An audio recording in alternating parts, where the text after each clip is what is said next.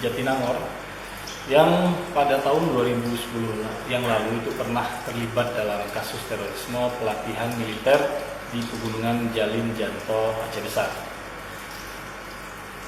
Saya sempat bekerja di pegawai negeri sipil di Kota Banda Aceh.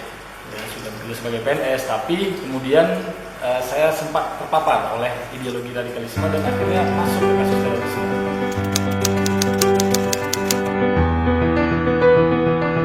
Saya ingin menceritakan bahwa saya berasal dari keluarga sederhana, keluarga biasa saja. Kedua orang tua saya itu guru, dan saya dari kecil sampai kuliah itu selalu menempuh pendidikan sekolah umum, nggak pernah di lingkungan pesantren. Nah, perubahan dalam hidup saya itu terjadi ya ketika di penghujung sebelum saya wisuda.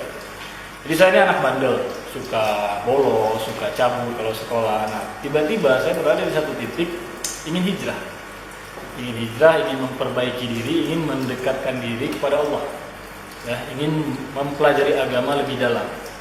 Nah, waktu itu saya mulai tertarik untuk ikut pengajian yang ada di kampus IPDN di Jatinangor. Saya ingat yang saya ikuti itu adalah pengajian umum sebenarnya, pengajian umum yang resmi dari kampus. Nah, tapi saya nggak pernah menyangka bahwa itu bisa membuat hidup saya berubah 180 derajat. Pada waktu itu pengajian yang saya ikuti itu memang terlihat biasa aja, terlihat biasa. Tidak ada berbicara tentang politik, tidak ada berbicara tentang jihad, apalagi tentang hal-hal yang berbau ekstrem dan radikal. Saya hanya belajar agama tentang bagaimana kita beramal sesuai dengan tuntunan Nabi Muhammad SAW. Tapi masalahnya pengajian ini selalu mendoktrin para jamaahnya bahwa hanya inilah pemahaman yang benar, hanya inilah pendapat yang benar. Jadi di luar ini semuanya dianggap salah atau sesat. Nah, itu masuk ke dalam diri saya, masuk ke dalam pikiran saya. Sehingga ketika saya hijrah, saya menjadi sosok yang religius tapi sekaligus juga sangat intoleran. Bagi saya, siapapun yang beramal atau memiliki pemahaman tidak sesuai dengan apa yang saya pahami, yang saya dapat dalam pengajian di kampus, maka semuanya salah, semuanya sesat. Waktu itu vonis-vonis populernya itu bid'ah. Saya suka menyebut bid'ah. Saya pulang ke daerah, saya pulang ke daerah, saya jumpai hampir seluruh masjid yang ada di daerah di Aceh, itu saya vonis semuanya sesat, semuanya bid'ah.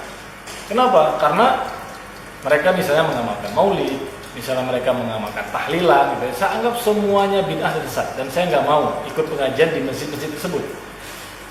Akhirnya karena tidak ada masjid yang saya percayai untuk mengikuti pengajian, nah pada akhirnya saya mencari pengajian di tempat-tempat yang tidak ada amalan-amalan yang saya anggap bid'ah tersebut.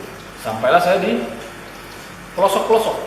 Nah, di pelosok itu saya bertemu dengan satu sosok yang sederhana, sosok yang terlihat biasa-biasa saja, tapi pemahaman yang beliau miliki itu sama seperti saya yang saya dapatkan seperti di kampus, ketika ngaji di kampus.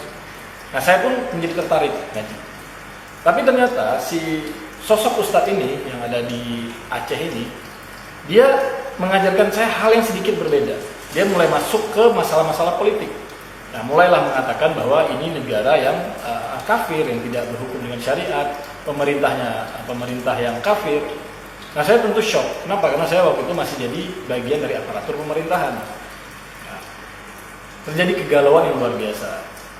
Saya dalam posisi sebagai aparatur negara, tapi juga meyakini bahwa negara ini adalah negara yang kafir, negara yang tidak boleh kita bantu sama sekali.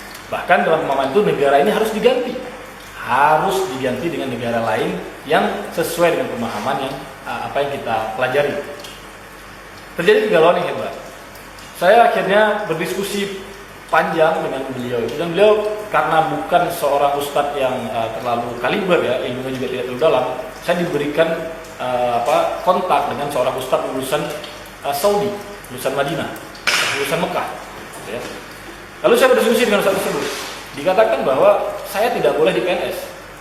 Kalau saya di PNS maka saya kafir.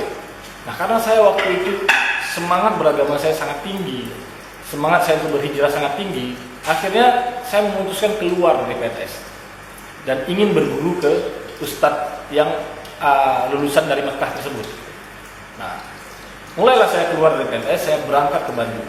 Di Di situ saya bertemu dengan ustadz ini, bertemu dengan jamaah-jamaah pengajiannya, dan saya berkenalan dengan banyak orang. Nah, di situ saya mulai semakin dalam. Pemahaman saya semakin ekstrim, semakin mudah mengkafirkan orang. Kalau dulu cuma sekedar memvonis bid'ah, sesat, sekarang saya mudah memvonis kafir. Si ini kafir, bahkan keluarga saya sendiri, saya vonis kafir. Siapapun orang